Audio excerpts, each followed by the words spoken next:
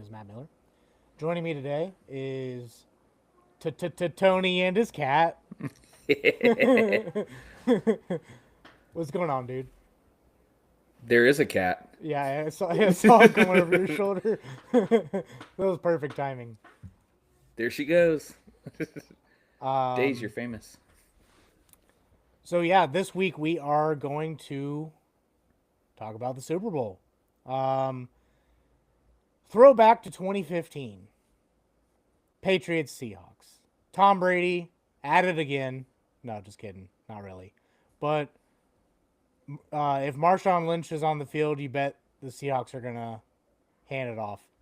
Um, I don't know. This matchup just seems like one of those that like is fantastic for people that love parity in the NFL, and by parity I mean like this is a completely different Patriots team than the Tom Brady Patriots teams winning it all the time, and a completely different Seahawks team in here than when Russ was there.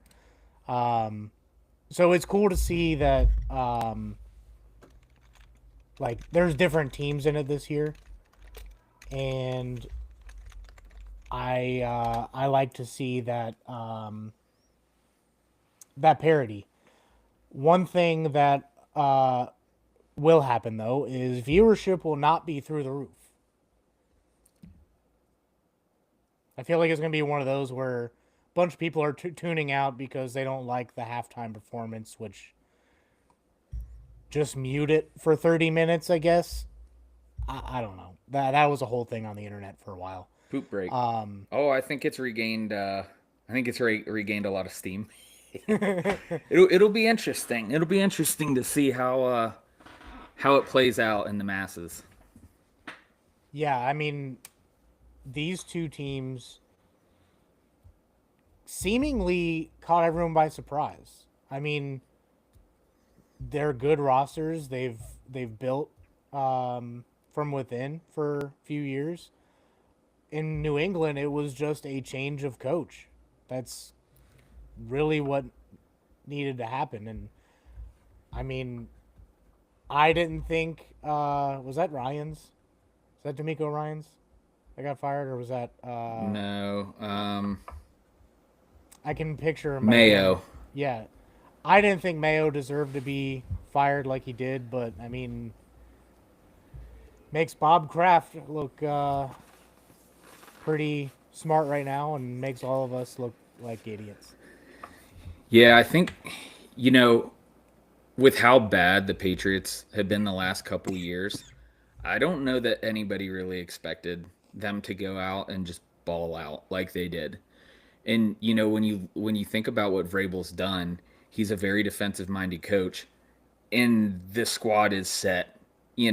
Then from an offensive perspective, you have Drake May. He's on fire. He's probably even a robot because I don't know how him and all of his kin are all super athletes, but that's a whole different other story. But the accuracy that he brings is it makes you appreciate the accuracy of quarterbacks. And when that's missing, you really can see the juxtaposition of it. Yeah, on the other hand, I think that the Seahawks, they've been super solid all year. Obviously, 14-3, you can't beat that. They've been performing in the playoffs. The Patriots really haven't been tested all season, and then they get into the postseason where they're having to scrap for their lives, and it's a very poor offensive showing.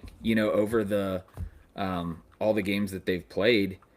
If we're looking at kind of the postseason by comparison, total points per game, Seattle has 36, and total points per game for New England is 18. So we're talking that's a big difference. Momentum matters. What do you think of that? What are the key factors going to be in this matchup? So I sent it to the group chat that we left Justin on for this. Justin's not joining us today. He was doing a different show. Andy's a Um, salty boy. Yeah, his Bills lost, and he doesn't want to be a part of it. Um, the Seahawks rush defense, they've given up 1,500 yards. Of course, my screenshot cut off the yards per carry on there. But they're the third best rush defense, and the Patriots are the sixth best rush defense. So look for the ball to be put in the hands of the quarterbacks. Um, I think the Patriots gave up 10 yards per reception, and the Seahawks gave 9.6 yards per reception. So about the same, both in the top 10 in defense all around. Um, you can look for this to be one of those games where no one's going to be running the ball, but it's going to be a bend not break defense the entire time. for both sides. Yeah, and I think the breakthrough is going to come from the skill positions. You got Stephon Diggs on one side, you have JSN on the other, you have Travion Henderson, Which and hasn't been he has not been utilized to his potential in this postseason run. They're gonna have to rely on him. yeah, and I mean among their running backs, I think he is best for those screens, swing passes. Maybe just have him run like a quick out or hitch or whatever up the middle, kind of find the hole in the defense, get him the ball. He'll make some guys miss. So I think he's gonna get probably if it was up to me. I don't know what's going on behind the scenes, but if it was up to me, I'd give him a little bit more hand in the pass game. Stevenson, not a slouch himself in the pass game, but I mean He's Henderson can take it to the house at any given second. yeah, it's the old trusty versus the blitzkrieg, just you know taking it to the house, electric gameplay. Um, But on the flip side, you have Charbonnet is out. He's hurt, not going to play. You're going to have to operate by committee. One of them, I was literally talking about him yesterday and mentioned his name, totally forgot it. Played at Michigan State. Kenneth Walker, Yeah, the third. dealing with bronchitis, it's not fun. Your memory kind of goes out when you're taking a bunch of meds to get rid of it. Kenneth Walker, he's got a lot of action this season. Really wasn't the number one, but he'll be serviceable in this game. Behind that, not a lot of experience. The guy that stepped in the championship game, he did solid, but still not a ton of reps there. So They're definitely missing Charbonnet. Even just looking at in fantasy when there's a bell cow back and then they get poached. It's called vultured. And I think Charbonnet, I think he had like 12 touchdowns to Kenneth Walker's 6. So there was a bit of the old poaching going on there. But at the same time, scoring those touchdowns is huge. Doesn't matter who you are or how you get them. You know, 12 touchdowns is gonna set you up pretty good in most cases. But he's definitely gonna be missed because he's more of a pass catching back. our friends from down in the valley, look up UTRGV. Um, I put a question out in the chat on X, and our friends down the valley have the Patriots winning this one. He asked, "What do you think is gonna uh, have more fans in the stands, or who do you think is gonna have more fans in the stands?" Seattle's right there.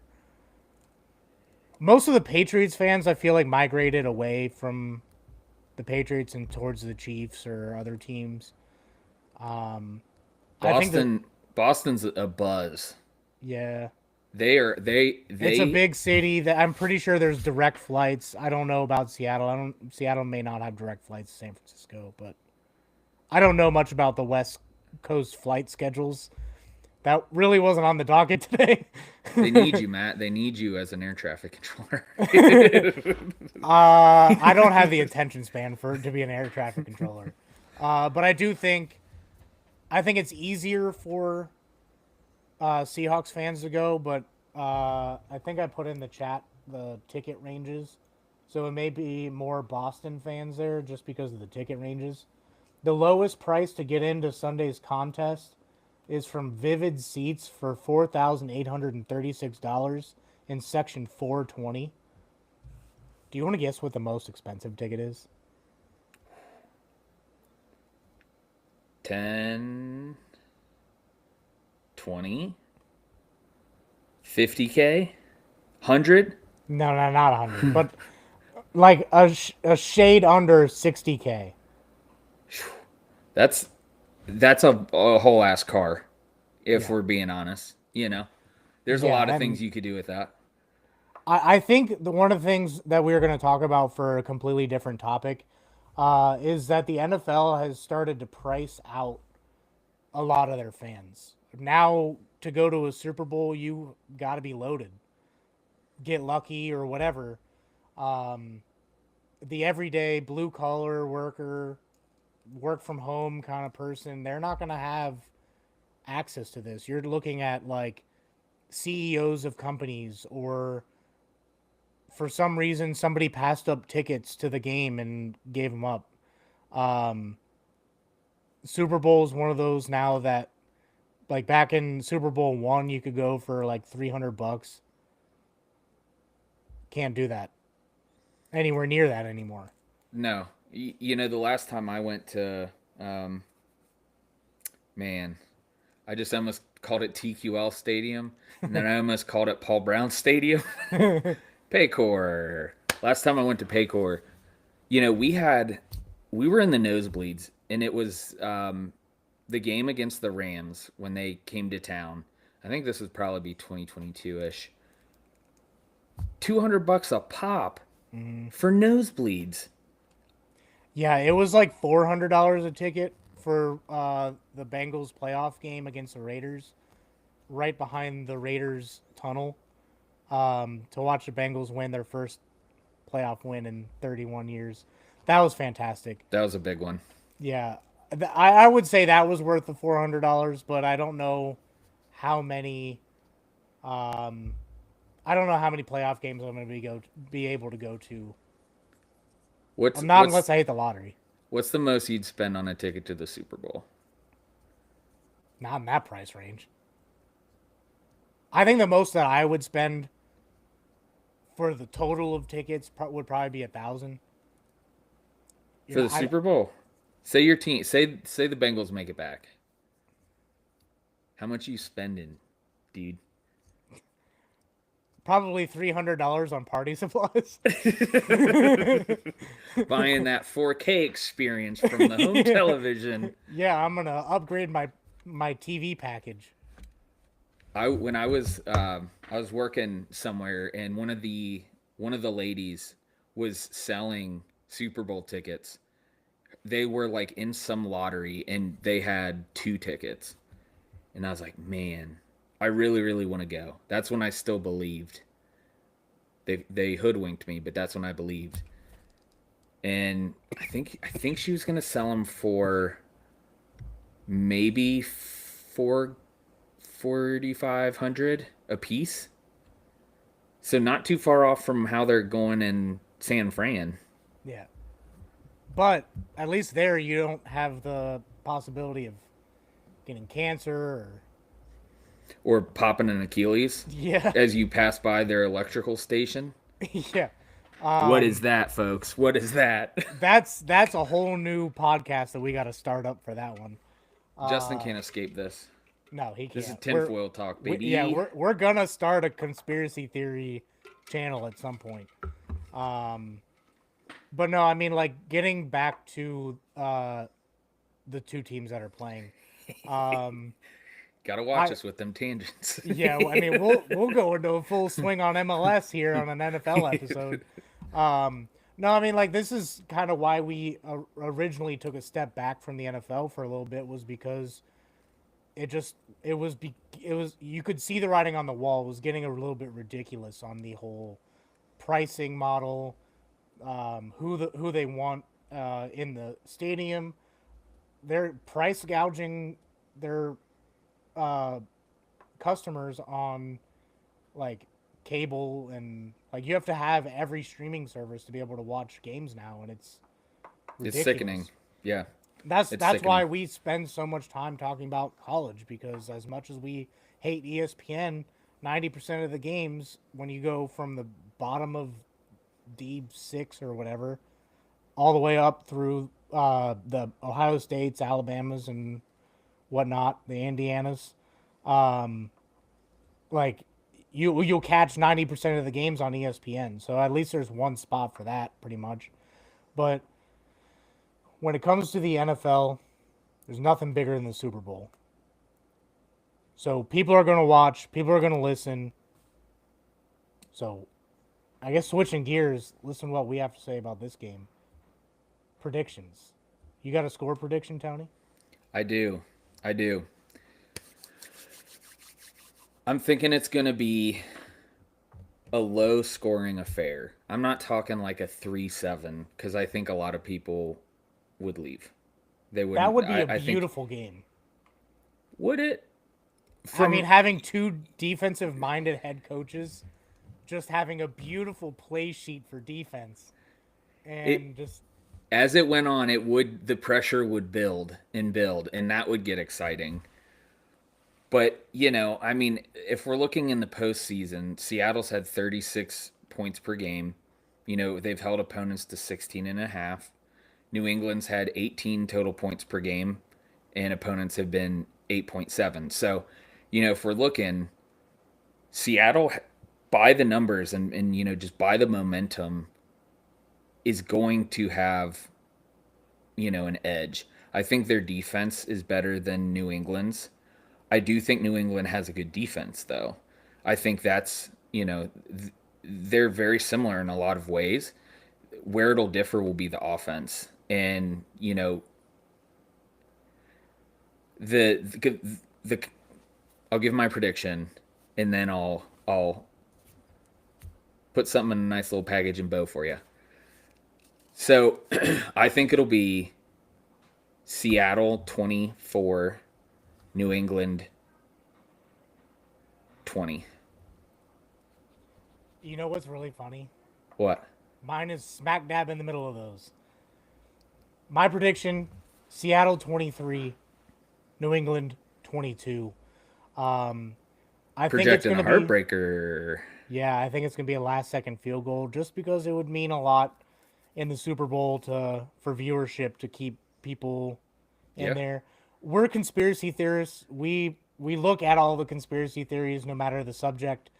NFL has their own subcategory of conspiracy theories where there's going to be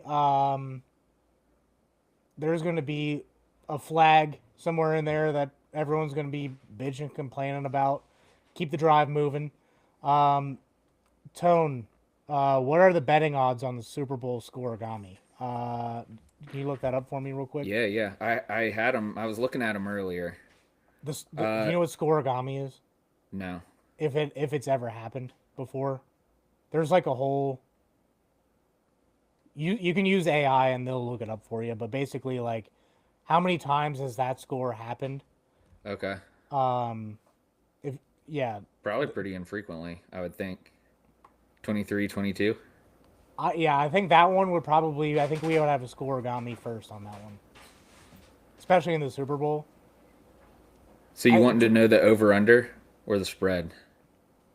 just want to see if either of those scores has ever been done. Oh, got you. Um, right. Speaking of betting odds, the Seahawks are um, the betting favorites, and they're what did I see, 3.5 on the spread. So if you're getting into this for the It's up to first four and time, a half now. is it 4.5 now? Mm-hmm. Um, if you've never bet before and you're looking to bet, we're not a betting channel. We're not sponsored by anybody for bets. But if you've never bet before, to understand what that means, um, if it's -4.5, you place a bet over under or not over under, but basically those if you bet the Seahawks at -4.5, that they're going to be, what is it, more than 4.5 points I I wasn't gotta be paying looking attention. at it. I don't have FanDuel pulled up. I really just talk to my. I'm not much of a bettor. I'll bet every now and then. I have done pretty good on the NFL though. I will say I also put in some bets. I know I know what I just said. I know the words that came out of my mouth was Seattle 24-20. I took New England money line I mean, at what plus in under. 195, you gotta take Yeah. those odds. Yeah. I bundled in the over and under, so I put $20 total. We'll see. We'll see. If the game is within 4 points and you chose Seattle, you win. Like if Seattle wins, you chose Seattle to win, and the score is within 4 points, then you win that bet. If it's more than 4 points or New England wins, then um, you lose that bet. Yeah. 22-11 scoregami. That's what I'm getting from YouTube right now.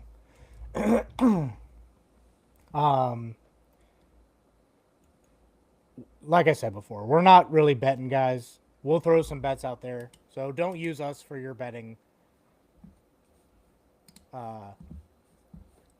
Betting people.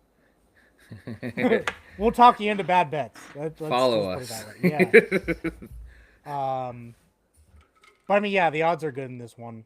To even if you pick Seattle, may as well throw a few bucks on the Patriots. You know, I'm not a big fan of parlays. I've lost almost every single parlay I've hit, and the ones I have hit were like didn't really. It basically gave me my money back, and then like a little extra on top. I put in a parlay for the first round of the NFL playoffs based on what we predicted. We got some money. That's the only one that's hit ever. We've been really good at picking these playoffs. I would say that I did coerce you guys into letting the Jaguars go a little further. You did a little, but that's in hindsight. But outside of that, we were pretty spot on the NFC. I think we had the Broncos going to the Super Bowl, so we did fudge it up on that. But we had Queso on. Queso got it. Yeah, Queso did pretty good on that. If the if the Patriots were in a different colored jersey, do they win that game? Dude, that's the game that it was snowing like hell in Denver, and they're in their white. There were away jerseys. When I look at it, I don't look at like jersey color. I look at where were the flags during key moments of the game, or like if a team had momentum and a flag screwed them up. Yeah. I look more for that. The Bills will wear all white at home in a blizzard so I mean, like, there's a little bit of color on the jerseys to have a little bit of a difference, but I mean, if it's snowing that hard where you can't see the secondary, you're just going to run the ball 60 times a game. Yeah. We did get a comment saying too early FCS power rankings. UTRGV number 1. Justin, is that you? That would be so funny. Justin's trolling us right now. I mean, like that's why I want a cold weather Super Bowl. I know it would be miserable for the fans, but like if they started developing some NFL stadiums, kind of like Seattle Stadium, or like soccer stadiums, I think the fans can still get a little bit of warmth in there while the field gets covered in snow. Yeah. So if they started doing it that way, I think it would be a lot more fun, a lot more easier to put a Super Bowl in, I don't know, let's say Cincinnati, Ohio. Right on the river. Yeah. But I mean, like when you think of football, they're like one of the few sports that'll play in full-on blizzard conditions. So it's true. Might as well put it Green Bay, Wisconsin. Could do that. Yes, sir. While nor'easter's hitting. What are the keys you think for New England to beat Seattle? What's the recipe? In my mind, Drake May has to be Mr. Fantastic. He cannot make a mistake. He has to be explosive and unpredictable. And then their defense has to turn Darnold into seeing Jet ghosts. style. Yeah, like that that's going to be a key piece because the defense will hold. It'll offer some, buffer if he does get spooked, but, I don't know. That they'll have to play the mind games to get through. I'm a traditionalist when it comes to football. If To me, in order to win a championship, especially in the championship, you don't need all the flash. You don't need to throw for 500 yards. Would that be awesome? 500 yards and 6 touchdowns, no picks, almost perfect passer rating. That would be a storybook game. But to me, you need stout defense. You need time. You need to win the time of possession, Choke him and you out. need to win the field of possession. The Mm-hmm. the blanking right now. Um, where you get the ball. Yeah. Yeah. Um, I think if whoever controls the time of possession has the better. I keep wanting to say field of possession. Field position. Field. Thank you. Man, bronchitis sucks. Um, I'll tell you. Whoever has the best field position and time of possession is going to win the game. Turnovers factor into that. All you need is a game manager back there. Both quarterbacks are pretty good at doing that. So that's why I'm rooting for a defensive game because that will show me that both are trying to win and keep the other team's offense off the field. We have to think this is the furthest Vrabel's been. Yeah. Like he's made the playoffs. They were kind of nasty with it. They got close, but this is his first time. I mean, it'll be the same for McDonald too, but as an organization, that's where I don't know. Yeah, I think it's going to be one of those where Vrabes has a lot of experience and Clint Kubiak, play caller for the Seahawks, potentially taking a head coaching job. We'll find out February 9th if he's doing that or not. He likes to be a little bit aggressive, and they like to push the ball down the field every now and then. I think if that's what they end up doing, I think that's going to be what kills them. Like I said, I'm a football traditionalist. If you start getting too aggressive too early, you're going to give the game away. Especially against like these corners. This may be one of the most talented corner rosters in the Super Bowl in quite some time. Yeah, if it's going to be a defensive game, these two teams I think are the ones to do it. Yeah. Feel free to throw in your predictions as we're doing this into the chat. Love to hear from you guys. Love to throw some other predictions out there. Justin didn't even want to give us a prediction. He was like on to basketball season. Yep. And he may not even watch it if we're being honest. Yeah. There'll be a But small part of him that doesn't want to, or a but big you part know what he will probably. watch? College basketball. I was gonna say the Super Bowl of NASCAR, the Daytona 500, the following weekend. Um, it's a great time of year. This time, like the most exciting part of football, postseason play. You get the startup of many leagues and MLS and um, NASCAR and all that. You have basketball starting to wind down and get interesting. People say July is best. Nope. I don't know. Give me February. I was born in July. It's hard to beat. Hard to beat that. Yeah. Well, there's pretty much just baseball, and by then everybody's checked out of baseball. It's true. Yeah, you're very true. Um, Any final words on Super Bowl?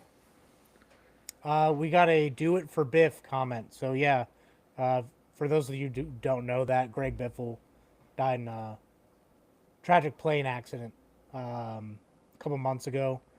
Um, so we won't do anything for Greg Biffle just because like we don't know what to say other than thoughts and prayers out to the family. Um, what we will do is we'll probably incorporate more NASCAR talk on slow weeks where there's not really any news to report. Some of us will. Yeah. um, yeah, I think Seahawks win, but I think it's going to be a pretty good game. Um, I'm going to be taking a chill, just getting some homemade wings, breading it, and I'm going all out with the wings this year. I'm Do it, man. doing beef tallow, putting breading on it.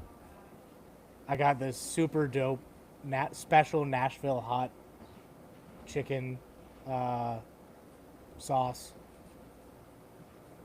Bunch of appetizers. It's gonna be great. All homemade. That's Pretty the much best, just for dude. me and my wife. It's gonna be great.